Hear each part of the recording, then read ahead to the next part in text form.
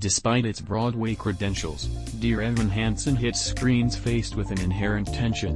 Can its songs and cast, led by Ben Platt reprising his Tony-winning role, overcome the uncomfortable premise and problematic protagonist? The answer is not completely, despite tweaks seemingly made specifically to try softening those edges.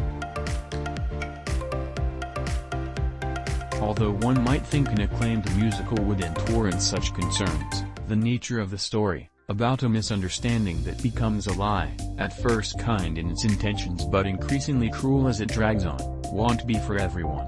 And while there are a few beautiful songs from the team of Benj, Pasek and Justin Paul, La La Land and The Greatest Showman, at points that feels like modest compensation for watching this slow-motion train wreck unfold.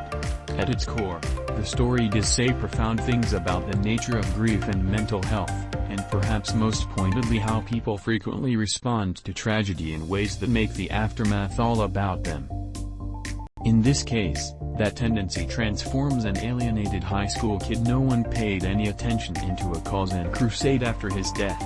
Still, what spoke to people in the theater is diffused through the medium of film. Even with efforts to address some of those issues, tinkering with the ending, adding new songs to enhance certain characters and excising old ones, the focus remained squarely on Platt's Evan, who fills in gaps in his troubled life at the expense of everyone around him. I wish that anything I sigh. But then one of those letters is snatched away by Colton Ryan, who also signs the cast on Evan's arm. When Connor takes his own life, his parents, Amy Adams and Danny Pino, assume that the Dear Evan Hansen note they found reveals a friendship about which they didn't know.